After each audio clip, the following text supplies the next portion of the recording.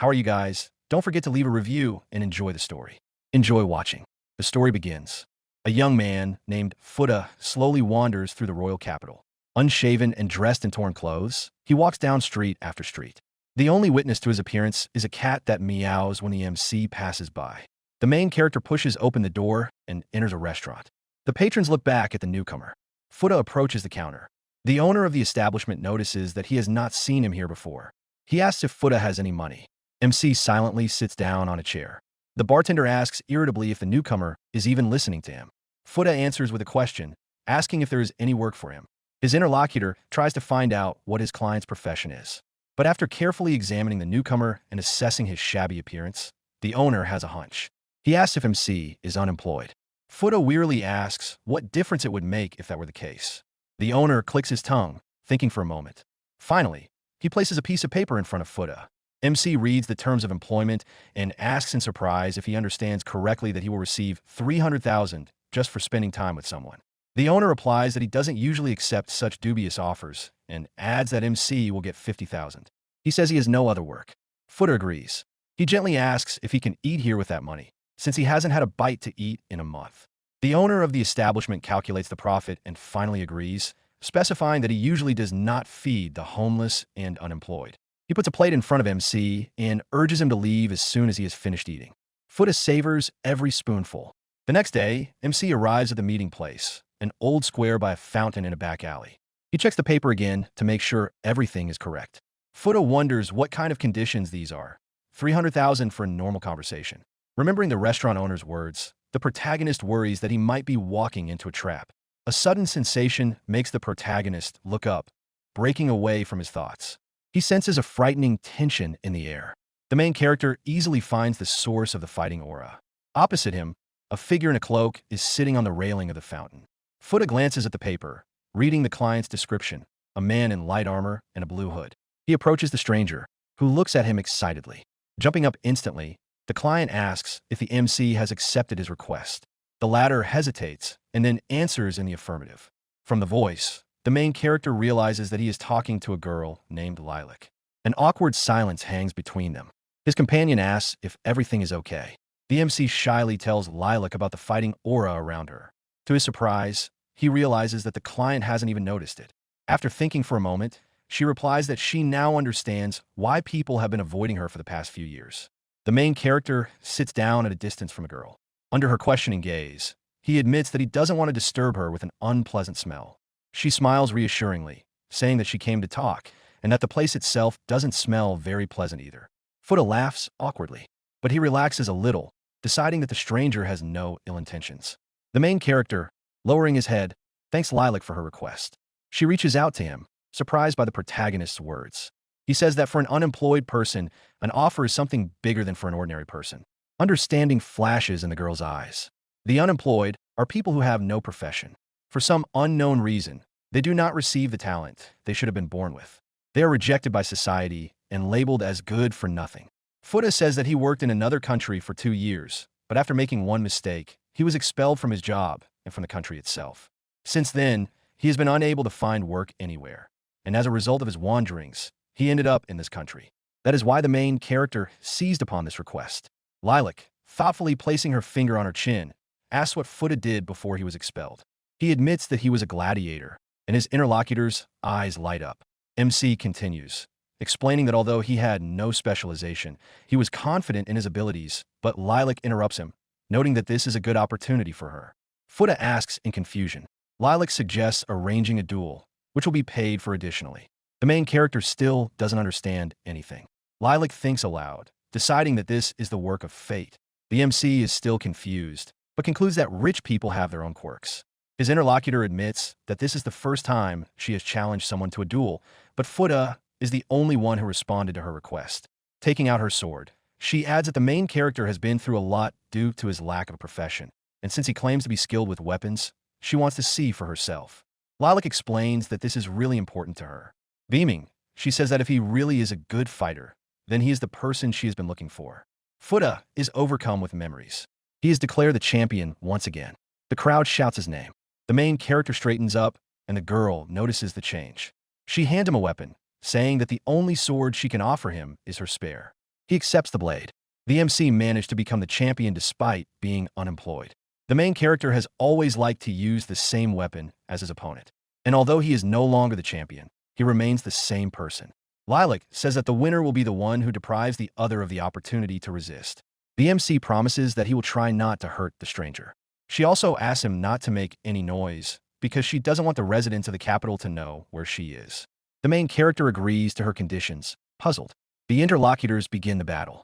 Lilac rushes into the attack, but a moment later, she seems to disappear. The MC is surprised by this. He manages to parry the duelist's blow. The main character parries all of the girl's attacks, which only pleases her. The opponents part ways. Fuda is genuinely impressed by Lilac's skill. He asks if he meets her requirements, and she slyly replies that she hasn't decided yet. Lilac seems to dissolve into thin air again. The MC anticipates her attack and uses the main advantage of his rapier, a long blade. He parries the blow, and Lilac says she won't be so careless anymore. The main character is surprised by the duelist's speed. He can't even sense her aura. MC notes that Lilac is no longer accelerating and decides that this is the limit of her abilities. She has excellent control over her petite body, and her movements are easily confusing. Her style requires exceptional attention, but all this is nothing new for the main character. Fuda became a gladiator, wanting to prove to the whole world that being unemployed is not a sentence. He wanted to show everyone that he could achieve something through willpower without resorting to a profession. The MC will defeat the duelist simply to prove his point. First, Lilac, using her speed and sword, can deliver quick and accurate strikes. Second, her style is to stay away from her opponent and wait for them to open up before attacking. Fuda decides that she must have learned this at some academy. On the count of 3, the duelist's blades clash. The opponents stop, breathing heavily. Lilac happily announces that the battle has exceeded her expectations. She adds that the main character has passed her tests, but she really likes what is happening. With these words, she throws off her hood. Lilac tells the MC that now she will show what she is really capable of. Lilac uses a courtly fencing style called ring. Fuda, on the other hand, resorts to imitating a technique that belonged to Lilac M. Fangini. A hail of blows rains down on him, but he parries them flawlessly. Lilac is amazed that the main character has mastered her fighting style. The protagonist has no profession and has to achieve everything through his own efforts. His secret is relentless training. He copied the movements of stronger gladiators, became stronger, and as a result won the championship title. But one day, instead of congratulations, he received the wrath of the crowd. They threw leftover food and insults at him. The onlookers questioned what kind of champion he was if he always fought the same way. He tried to justify himself, but one of the spectators shouted that he was just a pathetic, unemployed man, not a champion at all. The crowd demanded that the main character be removed. Lilac decided to try to attack, noticing the MC's thoughtfulness, but he blocked it. He tried to strike, but the duelist blocked it. This shocked the main character. Lilac noted with satisfaction that Fuda had indeed trained a lot. MC decided that by imitating him, he would be able to go beyond what he had seen. The main character uses a technique called Thunder Roll. Lilac is truly amazed because her opponent has never seen this technique before. MC knocks the weapon out of Lilac's hands and points his blade at her. For a moment, they look at each other. Then Lilac, beaming with delight, admits that she has never had so much fun. The main character is shocked by her words, but he agrees that it was great. She adds that she was not mistaken, and she announces that Fuda has passed the test with flying colors. Lilac acknowledges the main character's achievements because he achieved such mastery through his own efforts, and adds that he was able to surpass her. She invites the protagonist to live in her house as a guest. Lilac is ready to provide him with everything, food, shelter, and clothing, on one condition. The hero must train with her at her first call. He can't believe his ears, and Lilac adds that she can pay him money. The hero hastily replies that this is not the point. He reminds her that he is still unemployed. Smiling, Lilac says that this is not a problem for her because she sees his true value and will not allow anyone to stand in her way. Lilac remembers that she has not introduced herself. Finally, she gives her name, Lilac M. Fangini. She is the princess of this kingdom and rules this land. She waits for Fuda's decision because she wants him to accept her offer willingly, not because of threats. MC knows that such an opportunity rarely comes to an unemployed person. It is rare for him to be desired. He shyly says that he has nothing to say about himself except his name. His name is Fuda. Lilac replies cheerfully that they are now comrades. Her face beams with happiness. Her beauty overwhelms Fuda, and they shake hands. 2 years ago, MC fought in the Colosseum. The crowd went wild, cheering loudly for the gladiators. The guy who fought against the main character was annoyed. He can't seem to hit Fuda. It seems to him that the main character knows in advance where his blow will be directed. But that's not all. Fuda's style and weapons are absolutely identical to his own. But the main character is also much stronger than his rival. These thoughts cost the opponent the victory. Fuda is once again declared the champion. The crowd falls silent in shock. But then shouts begin to rise. Someone insults the main character, not understanding how he manages to win all the time. The audience explodes with indignation. They demand an end to the disgrace of the duels, because the MC only copies the styles of other gladiators. One of the onlookers shouts that Fuda is a worthless, unemployed person. The main character leaves the arena without saying a word, his head bowed. The MC walks past the arches when suddenly someone calls out to him. Fuda looks at the girl in surprise and asks who she is. Without answering his question, she notes that the MC looks quite calm despite the crowd's reaction. She says that she didn't make it to the finals this time, but next time she will succeed, so he'll have to keep his ears open. But the main character, ignoring his interlocutor, walks past her, much to the girl's disappointment. She swears that someday she will show him who is stronger. The crowd shouts and insults still echo in MC's head. He washes his face, staring gloomily at his reflection in the mirror. Suddenly, a man enters the room and notices that the champion is having problems. The champion turns around and recognizes the speaker as the owner of the Colosseum. The man informs him that despite all of Fuda's efforts, a gladiator who is not recognized will never become a champion. MC frowns and remains silent, while the arena owner continues. He is confident that the protagonist will not succeed anyway, because he has no talent and no profession. Closing his eyes, Fuda bitterly admits that he just wanted to be recognized, despite being labeled as unemployed. But no matter how hard he tries, no matter how much he trains, nothing changes and the attitude towards him remains the same. MC wearily asks what he should do now. The owner of the Colosseum interrupts the protagonist's sad speech. With a sad smile, the manager promises to help Fuda get the recognition he so desires. Shortly after that, the MC is kicked out of the arena. The princess's voice pulls Fuda out of his painful memories. He hastily apologizes, and Lilac warns that the entrance to the palace is not far away and asks Fuda not to get distracted. The main character still can't believe what's happening. If he himself hadn't gone through this whole journey from champion to homeless person, and then the princess's guest, he would consider such a story to be pure fiction. The companions pass the cemetery, and the main character asks if royalty is even allowed to wander here. She replies with a laugh that not exactly, and suggests that this walk, like their duel, remain between them. The MC obediently agrees, wondering what the princess really wants. The couple enters a door disguised as a tree trunk. Lilac lights a torch and asks how the main character managed to master the technique of rolling thunder. Lilac adds that piercing blows are her specialty. MC replies that the princess is unlikely to believe him. He admits that he knows all the styles, tactics, and even the strongest skills of his opponents. During his performances in the Colosseum, the main character learned to read and repeat the movements of his opponents. No matter what weapon they chose, MC was always one step ahead. Lilac, listening to him with wide eyes, freezes. She notices that he was able to reproduce a technique he had never even seen before. Lowering his gaze, he agreed. The mockery of the Colosseum audience flashes through his mind again. The princess, looking closely at Fuda, realizes that in that case, Fuda must be the strongest. He looks up at her in shock and asks incredulously if she really believes him. Lilac replies that there is no point in the main character lying to her, and that it would be even more difficult to make up such a story. She wonders if the MC was really kicked out, even with his abilities. Fuda hesitates and says that's what happened. The princess wonders if the Colosseum's owner is even human, since he could have increased the arena's popularity with the help of the main character. Pulling herself out of her thoughts, Lilac reaches out her hand to MC. She notes that Fuda is truly strong, and if he hadn't trained enough, he wouldn't have been able to repeat her technique. The princess admits that she understands perfectly well how much effort it takes to achieve such a result. She adds that the main character should be proud of himself, so that the people of the Colosseum don't talk. Lilac also says that she respects the work of MC.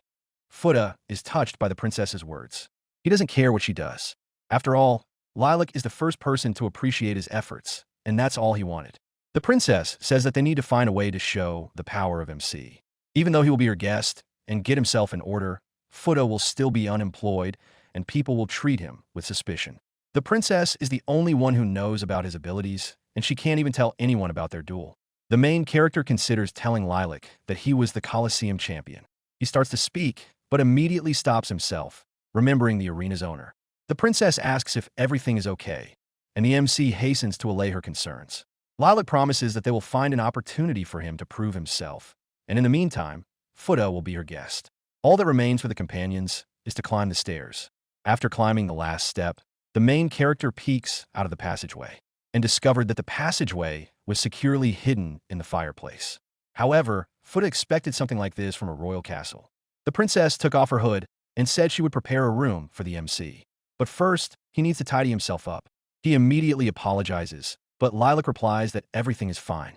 Lilac warns that she has to leave him because her political duties await her. She asks Fuda to make himself at home and promises to send a maid to help the main character. The princess adds that the maid is one of her trusted allies, although she may seem a little eccentric. Lilac adds that she would be grateful if the MC treats the maid kindly. With these words, Lilac leaves. Events unfold so quickly that Fuda doesn't even have time to comprehend them. Not long ago, he was homeless, and now he is staying at the princess's castle.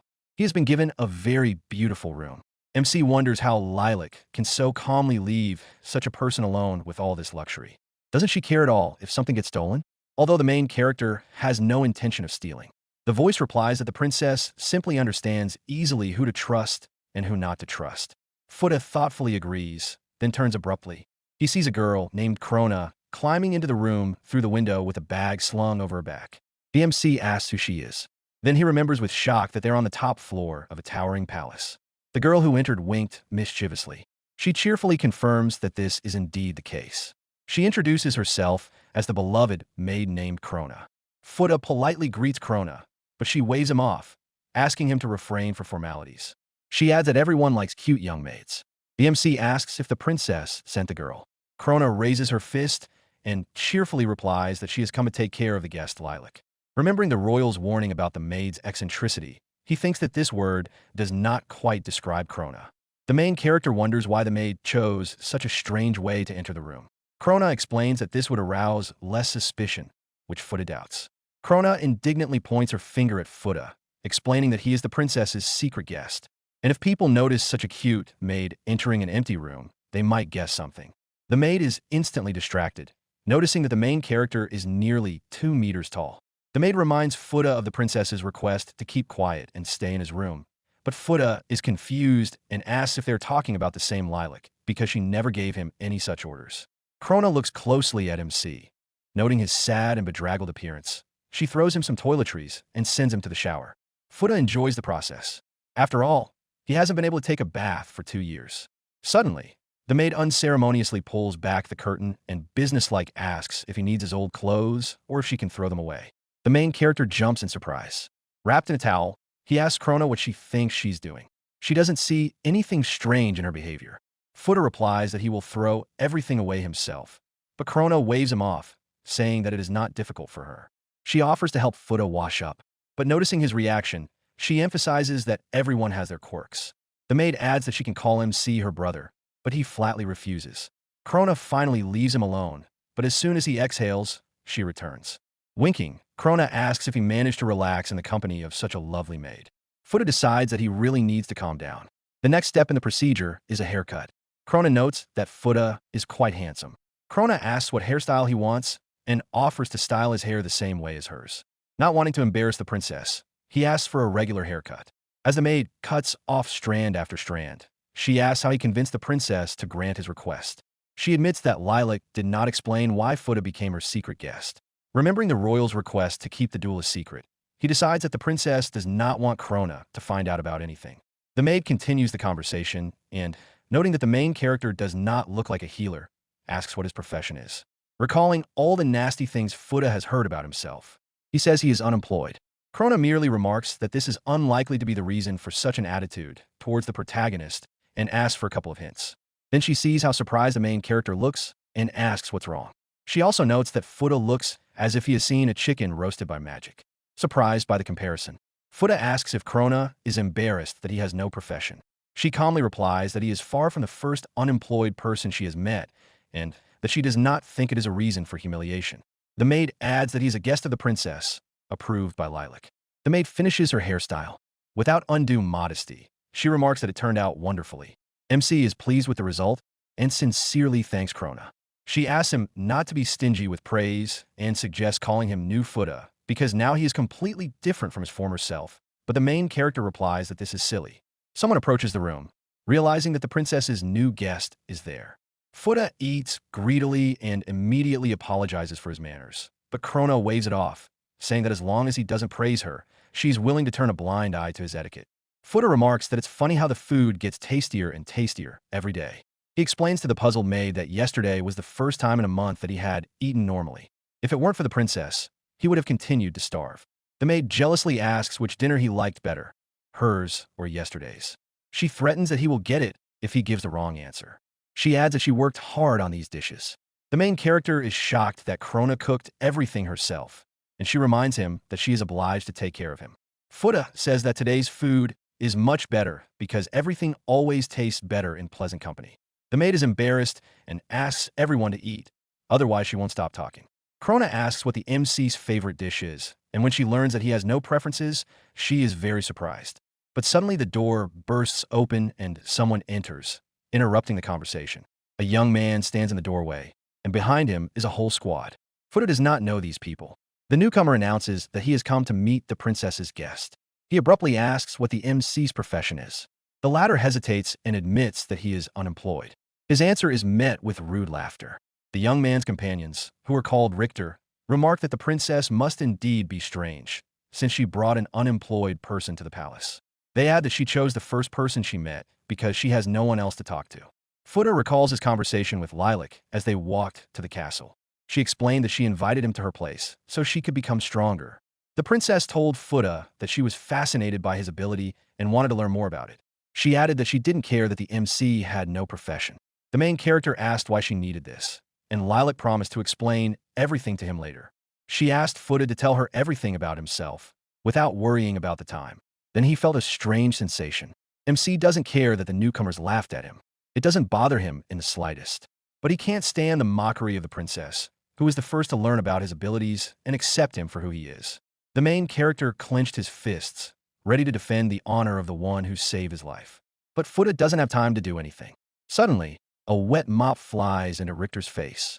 The shocked people turn to look at the culprit. Krona, without a shred of remorse, remarks that someone needs to clean their dirty mouth. The maid points out that such behavior and words are unacceptable towards a princess, especially since Richter forgot to greet her. Krona wonders why all aristocrats are so rude. Fuda tries to stop the maid. Richter grabs the mop, pushing it away from his face, and angrily demands attention. He coldly states that he did not insult the main character, which Krona is not at all sure about. The young man's companions rush to support him, shouting that the maid has completely forgotten her place. Richter silences his companions, reminding them that they may regret their words to Krona. She smiles smugly and raises her index finger, above which hangs a small sphere. The shocked people hear all the nasty things they had said about Fuda and Lilac. The MC is confused by what has happened, but realizes that the maid has used magic. A beaming Krona announces that she has recorded all their insults, and with such evidence, they could be charged with disrespecting the royal family. Richter, wiping his face with a handkerchief, asks the maid not to rush, but she remarks that he himself decided to bring all these idiots with him. The young man asks whether Lilac has instructed the maid to keep an eye on her guest and why Krona is not in Her Majesty's office. Lilac responds with a sarcastic question about whether Richter is a stalker, which he indignantly denies. The maid whispers to Fuda that it was not in vain that she climbed up to him through the window. The MC, addressing the young gentleman, asks what he wants. He explains that he heard rumors that the princess had brought a commoner as a guest, and he decided to check it out for himself. The main character wonders why Richter brought such a crowd with him. He replies that commoners should not be underestimated. They are easy to tame, but if you let your guard down, they can turn on you. He readily admits that the squad was supposed to restrain Fuda if necessary. At this point, Richter decides to end the conversation and turns to the door, calling his men back. The MC stops him. He asks directly if the gentleman is an enemy of the princess. He replies over his shoulder that such suspicions are groundless. He adds that Lilac is part of the beloved royal family and is universally respected. The door slams behind him, and Krona jubilantly celebrates her victory. Fuda asks the maid what kind of person Richter is. She calls him Mr. Moppy, which the main character does not object to at all. Lilac explains that he is the head of an aristocratic group. The MC asks if this is an important association. The maid replies that it is a common thing and that all countries have such groups. She adds that Richter does business with Lilac from time to time. Fuda anxiously reminds her that she hit the gentleman with a mop, and Krona reassures him, explaining that it's all part of the princess's plan. She suggests that Lilac spread the rumor about the guest's arrival, since she was the only one who knew about him. The maid decides that the royal person wants everyone to know about Fuda, as this will make it easier for her to officially introduce him. Krona, staring intently at the main character, says that he looked as if he was going to kill everyone who had insulted the princess. He hastily denies this, reminding her that he is unemployed and incapable of bloodshed. The MC decides that the maid should not find out about his championship past. It occurs to him that Krona deliberately hit Richter with a mop to prevent the main character from doing something rash. Fuda remembers the recording, and the maid explains that she uses magic for her work. Fuda doesn't understand how the maid's duties are related to recording other people's conversations, and Krona is going to demonstrate it. The maid throws herself onto the bed, knocking all the bedding off. She invites the astonished MC to join her and enjoy the princess's scent. He indignantly replies that he is not a pervert, and the maid pronounces her verdict. He is a bore. She climbs off the bed, adding that this is a normal room and Lilac wouldn't smell here. Krona summons the sphere above her finger again, and before Fuda's astonished eyes, the underwear returns to its place. The maid proudly explains that this is another way of using recording magic. The main character guesses that Krona initially noted the condition of the bed and then simply returned it to that state. As a reward for such a brilliant mind, the maid conjures up an image of Lilac sleeping sweetly for the protagonist. He is embarrassed, but then asks if he can do the same and if it is possible to record a video. Krona cheerfully notices his joyful expression and then explains that it is the magic of a maid and that Fuda has no control over it. The main character asks if the presence of magic means that the maid's profession is that of a chamberlain. Representatives of this specialization can be found among servants, secretaries, retinues, caretakers, and guards, but they cannot use magic. Krona sarcastically asks if a maid is automatically considered a chamberlain. Bursting out laughing, Krona wonders if Fuda really thinks that someone who beats up aristocrats and jokes around with guests belongs to this profession. Fuda realizes that Krona knows perfectly well how she behaves. He asks what the maid's specialty is then. To the MC's confusion, she promises to tell him when his sympathy for the servants grows. She graciously decides to give Fuda hints from time to time. For now, Krona reveals that her profession is one of the weakest, and all she can do is make fun of people. The main character notices that she doesn't seem to mind this, and Krona responds with a cheerful giggle. Then, grabbing her things, Krona suddenly rushes off. Fuda doesn't understand where she is going. The maid says she is going to the kitchen to cook something so delicious that all other dishes will seem bland to the MC. Without listening to the main character any longer, she quickly says goodbye and leaves. Puzzled, Fuda goes to the window and notices that evening has fallen. This day seemed endless to MC. First, there was the deal with Lilac and the first sincere confession in years. And now, meeting the noisy but caring Krona, who even helped the protagonist become more confident. Fuda realizes that this day has been the happiest of his life. He decides that it has been a good day.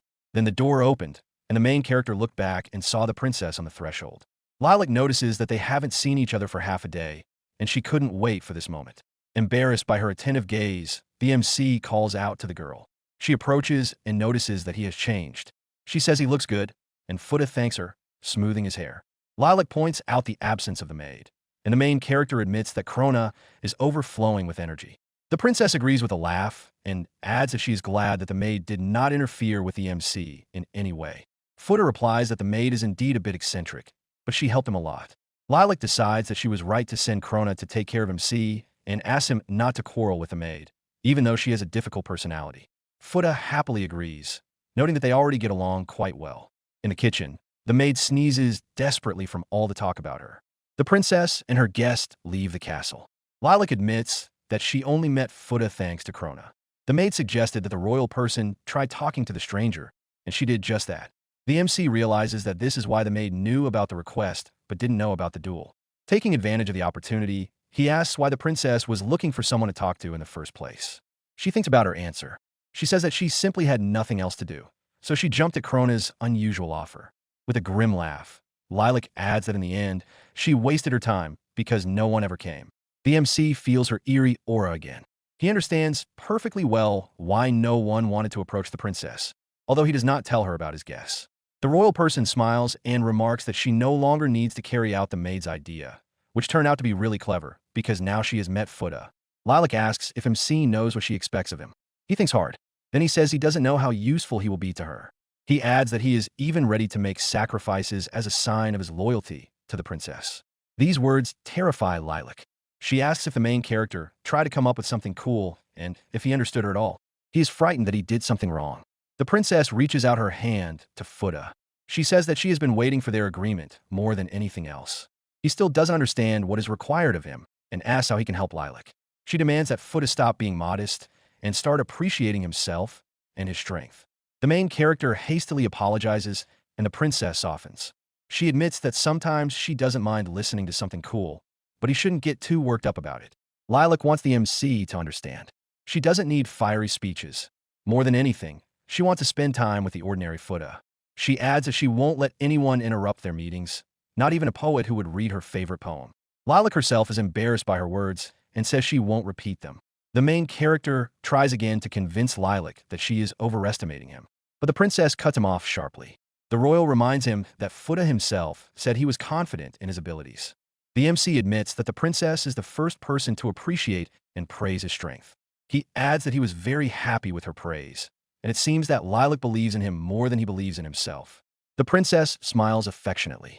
She hands the surprised Fuda a weapon, offering to fight as many times as necessary. She hands the sword to the main character, saying that now she will show how much she has fallen in love with it. Lilac M. Fanini is the strongest swordsman in the country.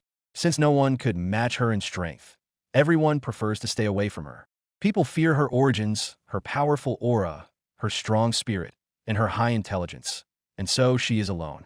She achieved everything on her own through hard work and perseverance. That's how it was until Lilac met Fuda. The main character gently reminds her that the princess wanted to keep her training a secret. Lilac calmly replies that the garden belongs to the royal family, and that she has bribed the people who look after it. Lilac suggests they begin, and Fuda complies with her request. Taking his weapon out of its sheath, the protagonist promises to give it his all. The princess follows her morning tactic. First, she attacks his blind spot, and the main character barely manages to dodge it. In a sharp blow, Fuda manages to parry the attack. Lilac lunges again, and she notices that MC is slowly getting drawn in. Now the princess decides to resort to a fencing style called rain. She named this technique that way because no one in the world is capable of withstanding this style, except for Fuda, who is now imitating Lilac's own actions. Lilac laughs with delight. When her blades clash, the princess barely keeps her balance, and the main character calls out to her anxiously. Lilac is genuinely happy and remarks that she is truly enjoying herself now. Lilac explains to the confused Fuda that thanks to him, she understands what she still needs to work on. The princess continues, saying that no matter how strong the MC becomes, he never stops trying to become even better. Now Lilac knows that she has not yet reached her full potential and that she has room to grow. The main character is at a loss for words. Fuda can't believe that the princess doesn't consider his style to be empty. He recalls all the insults that were hurled at him in the past. Lilac makes a lunge, saying she wants to defeat the MC. She tries to grab the weapon from his hands. The princess explains that Fuda's sword makes her think that the main character can reach any peak with his weapon. Fuda ponders her words. Lilac grips the sword tightly, and electricity begins to crackle around it. Now the princess uses a technique called the lightning strike. Electric discharges dance around the clashing blades of the duelists. By this time, evening has fallen, and Lilac declares that she wants to repeat everything from this moment on. Fuda agrees, adding that if the princess accepts him, he will do it as many times as the princess wants. Lilac smiles and says that they are done for today. Stars shine above the palace. Inside, in the first princess's chambers, Lilac is taking a bath. She thinks about Fuda, the unemployed champion. A profession is a special gift that allows one to acquire talent and has special conditions and abilities. For example, sword fighting skills are for brave battles, and the conditions for this involve fighting other people. A manager's abilities allow them to develop a clear understanding of how to run a business, but only if they have one. They say that unemployed people have nothing like this, and therefore, due to their lack of talent, they are considered incompetent. But the princess is not at all sure that this is really the case. After all, Fuda, although unemployed, managed to become a champion among swordsmen. Lilac thinks that since his profession is unemployed, it is quite possible that he has hidden abilities. The princess considers her meeting with Fuda to be fateful. She does not intend to talk about her guesses regarding the MC's abilities. After all, unaware of his supposed talent, Fuda trained diligently. After Lilac fought him, she noted the potential of the unemployed. Lilac rises from the water. She believes that if she reveals the secret of the main character's power, she will definitely be able to change this world. Therefore, Lilac cannot let Fuda leave, no matter what it takes. A few days later, Krona eats the grapes. She watches the MC's training with enthusiasm. He practices every movement, and the maid wonders how he hasn't gotten bored of it in 4 days. Fuda asks in response if the maid herself has any hobbies, and she replies passionately that maids have a whole bunch of them. Krona, for example, is good at parody. The maid immediately recants her own words, admitting that she had a lot of time and nothing to do except watch MC. Fuda wonders where the mountain of hobbies has suddenly disappeared to. And Krona explains that she doesn't have any free time because she has to look after the main character. He allows her to do whatever she wants. The maid praises the grapes and offers Fuda some too. He notices that there are only a couple of berries left. Krona reminds him of her secret ability, but Fuda doesn't want to hear about it. Krona explains that if she uses her recording technique, she can restore the grapes to their original state. Fuda flatly refuses again. The maid says she was just joking. Although she can indeed recreate food, it will not be filling and will ultimately lead to starvation. The main character asks if she has done this before. The maid says that she wouldn't be a man if she didn't test her strength. She immediately offers Fuda the chance to verify that she's indeed a woman by allowing him to touch her breasts. He demands that she stop, and Krona says that she loves to tease the MC and that it is her hobby. The main character wipes the sweat from his face. He reflects that the last few days have been incredibly good. During the day, Fuda trains tirelessly, while Krona takes care of him and feeds him, and at night, the MC fights Lilac. He is satisfied both inside and out and is enjoying the best time of his life. The only thing that bothers him is whether he really deserves all this luxury and whether he is truly helping the princess. Then he notices the maid's intense gaze. She asks him grimly what he is thinking about and whether he really doesn't like his life. Fuda hastily convinces her otherwise. The maid quickly changes the subject, remarking that it is a beautiful day. She asks if the MC wants to run after a bone in the field or in the city. He reminds her that he is not a dog and has no desire to run after a toy. From this, Krona concludes that Fuda wants to go to town and no longer listens to his objections. She suggests they go see how the maids spend their time. The maid and MC head to the royal capital near the castle walls. Krona hums something under her breath. Fuda asks what the tune is, and the maid winks and explains that the song is dedicated to a guy who has come to the city center for the first time in his life. Fuda hesitates and replies that he understands. The maid, wasting no time, takes her companion by the hand. Fuda gently suggests not rushing things. But Krona innocently remarks that the main character might get lost. The MC is indignant that the maid thinks he is some kind of child, incapable of finding his way home. The maid, winking sweetly, says that now everything is clear to her. The main character is simply looking after the pretty maid so that she can return to the castle. He asks if Krona took his hand so that she wouldn't get lost on the way. Krona remarks that Fuda will save her if anything happens, and the MC replies that he simply has no choice. The main character grabs the maid's hand, who gasps in surprise, and now he leads her away. Krona is quite pleased with this turn of events. Beaming with delight, she announces that Fuda gets along so well with the maids that he will soon become a high-class maid himself. He laughs and remarks that it won't be difficult, adding that he is used to being in a crowd. Krona looks at her companion with curiosity and asks if this city is similar to the one Fuda used to live in. MC recalls that it was much noisier there. He says that there was a coliseum in the center, and next to it, people were rubbing shoulders, ready to throw money around in an attempt to buy goods from combat swordsmen. This part seems quite amusing to the maid. The main character smiles sadly and admits that his goods hardly sold at all. Looking back, Fuda realizes with horror that Krona has disappeared. A noise catches his attention. The maid, waving bills furiously, rushes to the stalls, ready to buy anything. MC rushes to stop her. The maid sighs. She notes that throwing money around isn't as fun as she thought it would be. Fuda replies that this is because there are no competitors. To himself, he thinks that they are very lucky that the owner turned out to be a decent person. However, Fuda is now bent over under the weight of 2 baskets filled to the brim with fruit. MC wonders what they will do now with all this wealth, on which they spent 30,000. Krona casually remarks that they bought everything with the maid's salary, so everything is fine. She adds that Fuda's surprised face was worth it. Krona asks if it's too heavy for the main character and offers to carry 1 basket. He replies that it's not difficult for him, but the maid can't lift such a weight. Krona expresses her willingness to eat a large melon. and the MC realizes why she needs the bag. The maid reminds him that he must take her by the hand, or she might get lost, and then he would have to face the princess's reaction. Fuda notes that her words sound like a threat, but he still obediently takes the maid's hand in his.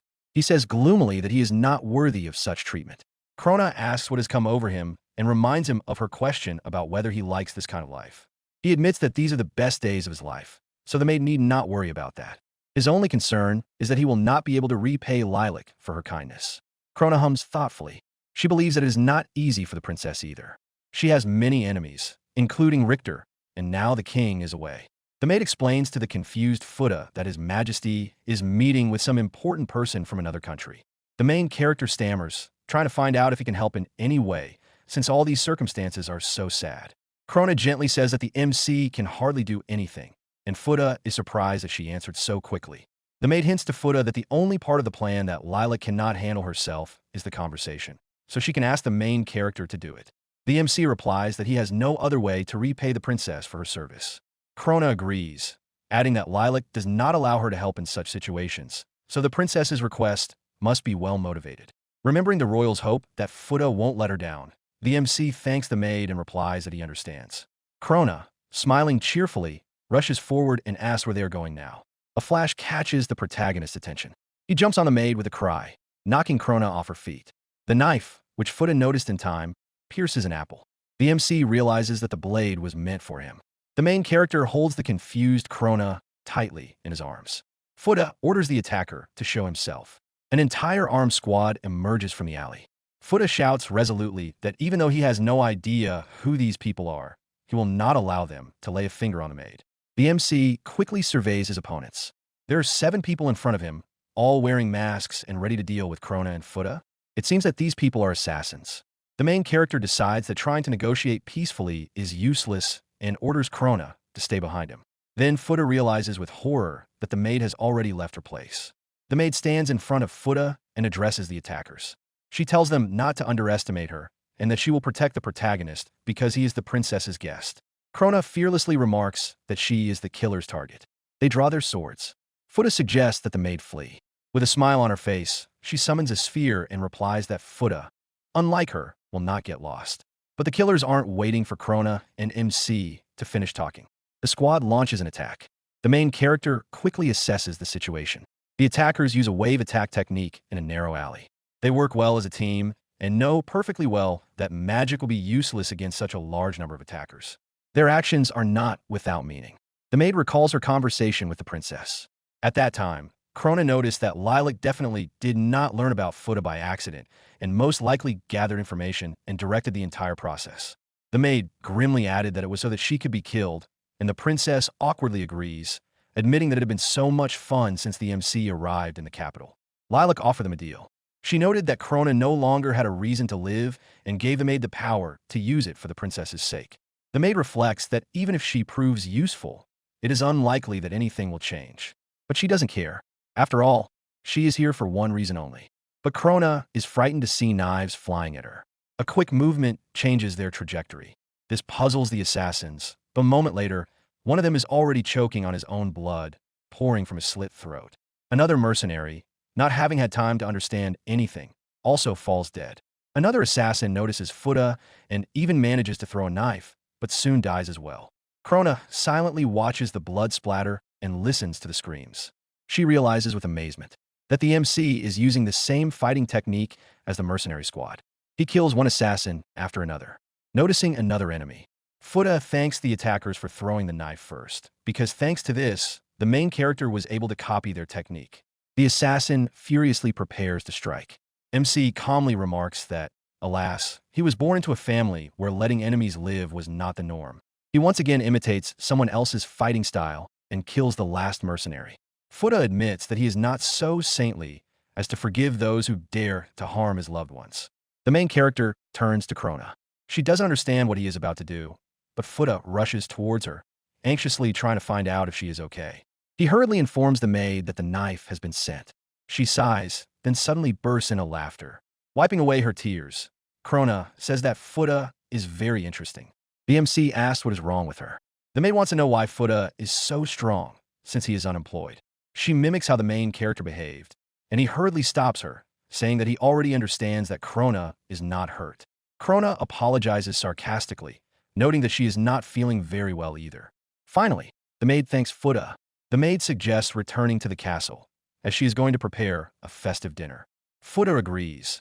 Then he asks if Krona wasn't afraid of the assassins. She assures him with a smirk that she wasn't scared at all. She adds defiantly that it's scary. However, Fuda gently assures her that, to him, Krona remains herself and is still as kind as ever. He promises to protect the maid, no matter what it takes. She thinks about it. Krona wonders if this is also part of the princess's plan. Out loud, she remarks that she wasn't afraid, but rather happy, and, without finishing her sentence, takes Fuda by the hand. Finally, the maid adds that if the MC had died protecting her, it would have been a disgrace. The girl walks through the capital, admiring the beauty and tranquility of this place. She stops at the counter when she sees some delicious fruit and asks for one piece. The merchant hands her the fruit and asks if she is a warrior. She says that she is and asks if there are no other female warriors in this country. The merchant replies in the affirmative, saying that he travels to different countries. He asks what brought the girl to a country where the art of sword fighting is unknown. Taking a bite of the fruit, she explains that she is looking for someone. Her goal is Fuda, and she is the very girl who once vowed to surpass the main character. In a dungeon lit by only 3 candles, a meeting takes place. The man sitting at the table asks if the assassins have failed their mission. He coldly adds that he thought they had enough resources to defeat one maid. His interlocutor expresses his regret, explaining that the person responsible for this mission sent his best mercenaries, but those who remained alive. They said that the princess's guest had dealt with them. This message seems interesting to the man sitting down. He notes that Lilac seems to have brought in a potential knight from outside. Meanwhile, Krona, sitting on Fuda's back as he does push-ups, asks him what rumors are circulating about the knight candidate. The main character clarifies whether they're talking about him. He nervously asks if the princess has brought anyone else from outside besides him. Without waiting for an answer, Fuda wants to know what it means to be a knight candidate. Smiling, Krona says that it's like becoming Lilac's slave. She immediately admits that she is just joking. The maid explains that a future knight is an escort to the royal family and its confidant, something like a reliable escort in aristocratic traditions. All other royals have knights, except Lilac. Since the countries are not at war now, it is simply an appeal to factions close to the ruling family. Fuda concludes that the more knights a faction has, the more power it wields. Jumping to her feet, Krona admires the protagonist's insight. As a reward, she offers him a melon from their walk yesterday. The MC anxiously asks if he's a candidate for knighthood. The maid reminds him that he actually saved the life of a servant girl. Fuda asks her not to refer to him in the third person. The main character begins to ponder, deciding that someone must have witnessed yesterday's attack and reported it. Krona asks who he means. The MC explains that he is referring to the last murderer whose life he saved. The maid is not sure that this is what happened, but admits that the theory is plausible. Fuda reminds them that for rumors to spread, they must be corroborated by the maid, which means that the killer has proven that his testimony confirms this. Krona agrees with these arguments, and this time rewards MC with bloody oranges. The maid notes that she is still not sure that it was the mercenary who gave the testimony. She adds that if the killers had been sent by a nobleman from the royal palace, he would have believed the story, and sincere belief reinforces rumors. Fuda perks up. The MC asks if Krona thinks they were attacked by people from the castle. She laughs and replies that this is most likely the case. No one else is interested in a palace maid, and she is too weak to be a hostage. An unreadable expression appears on the main character's face. The maid asks what's wrong.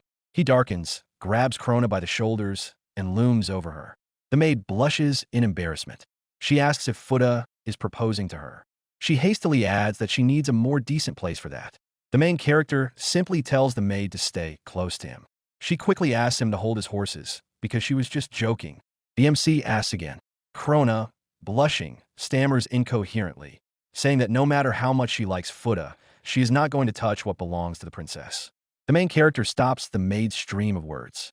He promises to protect her, as long as she doesn't stray far from him. Krona hesitates, finally understanding what the MC meant. Coming to her senses, the maid realizes that she doesn't want Fuda to get so overexcited, and that it would be better for them to continue their conversation in a joking tone.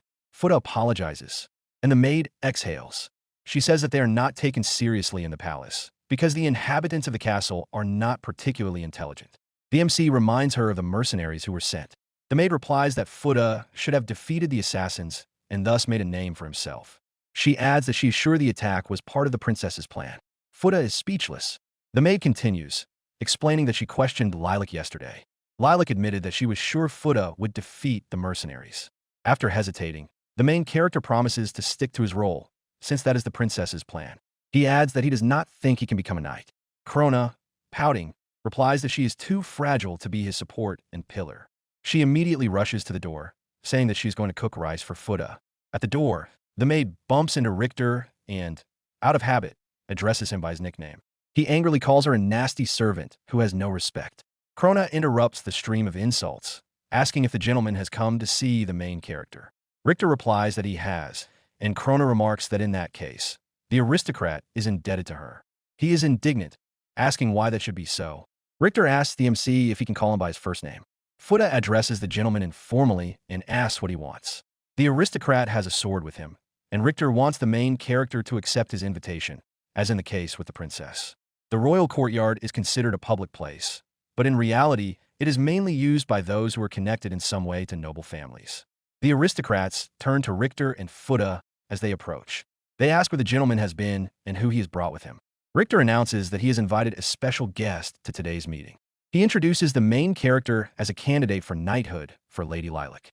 Fuda tries to deny it, but the gentleman coldly remarks that the attack was not without reason, adding that he knows about his nightly battles with the princess. MC realizes that Richter has been watching them, and he wonders what the big deal is. The aristocrat hints at what might happen if Lilac, the kingdom's swordswoman, takes a knight under her wing. Recalling his own thoughts about power and the number of warriors, the main character asks if Richter wants him to stand in the way of his faction. Richter smiles and replies that they will decide that now because he needs proof. He throws a pair of swords on the ground in front of Fuda, offering him to choose the one he likes better. Richter thinks aloud sarcastically, wondering if the princess is really training her MC skills, or is a main character just a false knight, defeating Lilac in stage battles? Fuda freezes at these words. Krona calls out to him uncertainly, with a voice trembling with anger. The main character asks her to repeat what she said about the arranged battles. The MC recalls how the princess admired his strength and persistent training and promised that she would soon give him the opportunity to prove himself. He calmly says that he understands everything. Fuda remarks that they can talk as much as they want, but he would rather prove himself in action. MC takes his weapon out of its sheath and adds that Richter will understand that Fuda had no contractual battles with the princess when the main character defeats him in battle. His opponent silently takes the sword, leaving the MC's words unanswered. Their spectators are puzzled by the choice of weapon. One of the aristocrats exclaims that it is foolish to even think about defeating Richter. Another suggests that Fuda leave before he disgraces himself, adding that being unemployed suits him better than being a knight. Richter orders his support group to be quiet. He says he has no intention of listening to all this and that the company will have to sit and watch anyway, because they are witnesses whether they like it or not. Richter suggests that Krona record their duel as evidence. Surprisingly silent, she summons the sphere. The gentleman dictates the rules. One blow is struck, and if the opponent surrenders or stops, the victory goes to his rival. The maid nervously admits that she is worried about Fuda and asks him to say a few words to calm her down.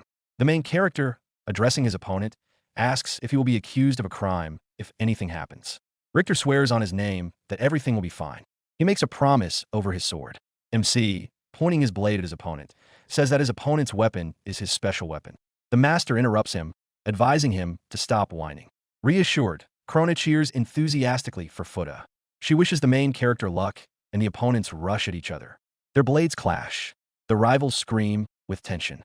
Swinging his sword, Richter straightens up and, smiling, remarks that, judging by all appearances, the MC surpasses him in simple physical strength. Fuda, gripping the hilt of his weapon more tightly, replies that he is confident he is doing everything possible to ensure a favorable outcome. He adds that he has never been so straightforward with anyone in his life. Richter mockingly warns that if he defeats MC with one blow, victory will be his. The main character grits his teeth and says that he understands. The rivals stand facing each other.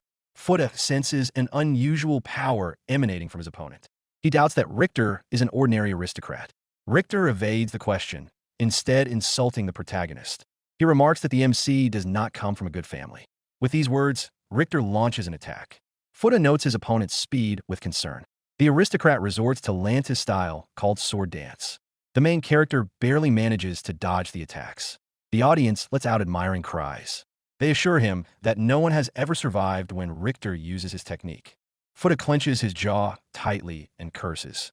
He notes his opponent's strengths, speed and sword pressure, endurance that allows him to unleash a series of attacks, and the ability to launch the first attack without sparing any effort.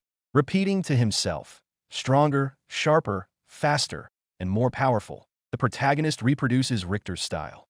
MC finds that attacking head-on was a foolish decision. Fuda, however, asks the aristocrat if that was his technique. Richter flies into a rage, outraged by the protagonist's audacity. Just in case, he grips his sword more tightly. The audience cheers loudly for the aristocrat, while Krona calls out to the MC in alarm. Fuda decides to copy Richter's style. He repeats every move the aristocrat makes, and now a shocked Richter has to parry the blow. The blades clash. One of the spectators asks in confusion why the duel is not over yet. Another wonders why Fuda is called unemployed if he has such skill. Another aristocrat, not understanding what just happened, demands that Richter stop provoking the MC. The aristocrat breaks the silence, calling the main character a fool. He cannot believe that MC survived a sword attack. This striking technique is the art of wielding a weapon with maximum effectiveness, even when taking damage. If he wants to destroy his opponent, he must use all his strength and power. This style can be developed in different ways. All this is necessary to know. But here, the aristocrat's thoughts are interrupted by Fuda. He suggests stopping.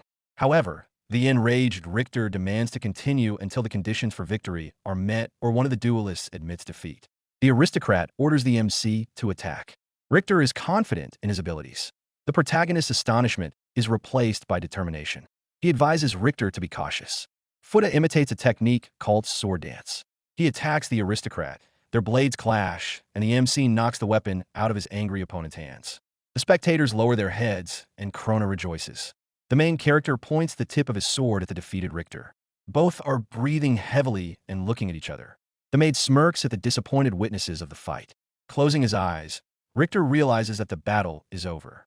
He calls Fuda a troublemaker, but admits that he would make a good candidate for knighthood. The aristocrat adds that no matter how much the MC insists he doesn't want it, he nevertheless has good abilities. Richter promises to tell the main character something as a reward for the battle. The aristocrat approaches Fuda closely and whispers in his ear that the princess needs to be restrained. He coldly asks what he did to Lilac. Richter says that the MC has misunderstood him. He explains that he is protecting the princess from danger. Their conversation is interrupted by someone's voice. The speaker remarks on the pleasant atmosphere here. The aristocrat and Fuda turn toward the sound. To the amazement of the audience, the princess herself enters the square. She apologizes in an even tone for interrupting and asks what Richter is doing with her guest. The aristocrat instantly falls to his knees, noticing that Lilac is in good health. He explains that he was simply offering Fuda a helping hand and thanks the princess for honoring them with her presence. She coldly asks if she understood correctly that the kingdom's best swordsman was fighting her guest. Richter narrows his eyes and corrects Lilac, saying that it was just training, not a duel. He asks the princess directly if she is aware of the protagonist's abilities. Lilac smiles calmly and answers in the affirmative. She adds that Fuda was a champion and performed in the Colosseum in another country. The MC is stunned. He is shocked that the princess has revealed everything. However, Richter, Krona, and everyone else present are also shocked by what they have heard. Lilac calmly continues, emphasizing that her personal battle with the main character will not be questioned. She orders Richter and his support group to leave. Still confused, the aristocrat leaves, calling his people over. A satisfied smile freezes on the princess's face. Fuda still hasn't recovered. He calls out to Lilac. The MC doesn't understand how the princess knew that he was the champion, since the main character himself didn't tell her about it. Lilac turns to him. Still smiling, she is surprised that Fuda accepted the duel challenge without consulting her first. Confused, MC obediently apologizes. The princess waves him off, explaining that she doesn't mind. She was just worried about the main character. She explains that she just heard that Fuda was the champion but doesn't know any details. Other than that, all she knows is that MC defended his title for a long time. The main character confirms that this was indeed the case. Their conversation is interrupted by Krona, who is beaming with happiness. She happily repeats the MC's name and congratulates him on his victory. The maid admits that she was very worried about Fuda. She was afraid that Richter would defeat the main character, and then the princess would beat up MC. Lilac interrupts the maid's speech, adding that she would not beat up Fuda. She adds that the main character definitely couldn't have lost, and reminds her that she already explained this to Krona. Krona replies that despite Lilac's words, she still can't understand what the MC is capable of. The princess is surprised by this. Fuda hastily asks her not to worry about it, thinking to himself that Krona is cute. He continues, noting that otherwise he would not have had a chance to visit the garden, because usually only aristocrats are there all the time. The light falls on the princess, flattering her figure. She admires the garden, noting how beautiful it is. Blushing slightly, the main character cannot take his eyes off Lilac and agrees with her words, thinking not at all about the territory. Krona barges in, announcing that Fuda is only thinking about the princess's dress and her figure. He indignantly cuts off the maid. Lilac thanks the MC with a laugh, agreeing that the words were inappropriate. Back at the palace, Fuda enjoys a cup of tea. Krona calls out to him excitedly. She is rolling around on the carpet. The main character asks if the maid has considered that the floor is dirty. She explains that the carpet has just been laid, and this is the only time when it is possible to play around on the floor like this. The main character admits that he recently walked on the carpet. Krona gasps and jumps to her feet. Fuda notices that the maid clearly wants to ask something. At first, the maid holds back, but then she can't resist any longer. She blurts out her question in one breath, wanting to know if the MC really organized underground fights. Taken by surprise, he chokes on his tea, spitting all the liquid from his mouth onto the carpet. Krona grieves over the puddle, but not for long. She uses her magic to return the drink to the cup and the carpet to its original state. Fuda wonders why the girl brought up the subject in the first place. The maid explains that she noticed how painfully Fuda reacted to any mention of contract fights. She adds that the main character also behaved strangely after the meeting. Finally, upon hearing that the MC was the Colosseum champion, Krona put two and two together and came to a conclusion. Fuda cannot argue with the maid. He apologizes for the deception and announces that he is leaving.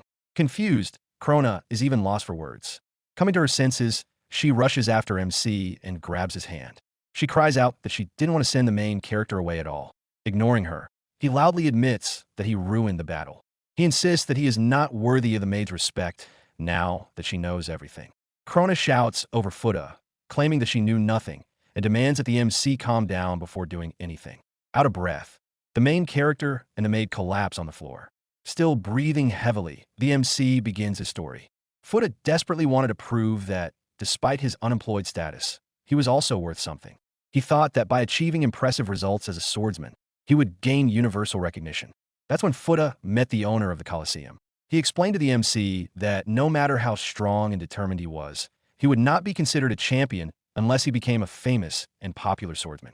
The manager advised the main character to deliberately lose battles to make the spectacle more unpredictable and exciting. Fuda fell for the words of the Colosseum owner. The main character's deception became known, and he was expelled. Banging his fist on the table, the MC swears that he will never again accept offers for fixed fights, even though he is unemployed and not a swordsman. Fuda wants to continue his impassioned speech, but then Krona splashes tea from her cup onto his face. Gasping, the main character asks why she did that. Unexpectedly, the serious maid calls him by name. She explains that the match fixing was not because MC is unemployed, but because of him. Fuda looks up at her in confusion, tea dripping down his face. The maid continues, saying that no matter what his profession was, nothing would have changed. Bribes would still be given and taken, and match fixing would still take place. Krona notes that despite the gravity of the situation, Fuda should not blame his profession or will put an end to all his aspirations and goals. The maid adds that she doesn't care about the fate of those responsible for deceiving people, but the main character should not be like them under any circumstances. Krona takes MC's face in her hands, and he listens to her attentively. He asks what he should do in this case. The maid, losing her seriousness, mockingly advises him to become a coward. It's better than signing up for all kinds of contract fights again. The princess's words spin around in Fuda's head. She wants to train with one person, not with 100 copies. The main character gloomily wonders if he can even think about the future. Krona advises him to stop blaming himself, or his life will be terribly boring. With a sly wink, she promises to smash the face of anyone who is dissatisfied. Touched by her words, the MC thanks the maid. The evening training session is coming to an end. He twirls the handle of his weapon in his palms. The princess sighs and admits her latest defeat. She adds that it was still fun, but the main character immediately admires Lilac, saying that she's getting faster and more accurate every day. The princess laughs and thanks him for the compliment. He blushes, thinking he has said too much. Lilac gently remarks that Fuda has probably already made his choice. He smiles and agrees. He promises not to betray the princess's expectations. She wonders why he suddenly started talking like that, and he immediately apologizes. The main character points out that Lilac laughed and smiled more than usual during training. The princess replies that this is true. She notes that defeating Richter is a big step, even considering Futa's abilities. He replies that in that case, he is glad he agreed to the duel. Lilac adds that thanks to their fight with Richter, she is finally convinced of something. The MC does not understand what she means. Serious now. The princess says she has learned about the power of the unemployed profession. In his room, Lord Treasurer Richter L. Krimbloom works day and night on reconciling accounts with the tax inspectorate. He has a monopoly on arithmetic in the capital. Sitting pensively over his papers, Richter notes that it is becoming more and more difficult every year. Commercial life in the royal harbor is slowly but surely coming to an end. Security is deteriorating and people are migrating to other countries. The uneven distribution of jobs is creating an imbalance between supply and demand.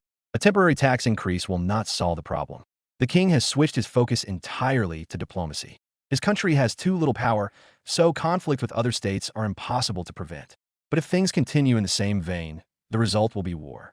Banging on the table, the Lord Treasurer decides that such an outcome must be avoided at all costs.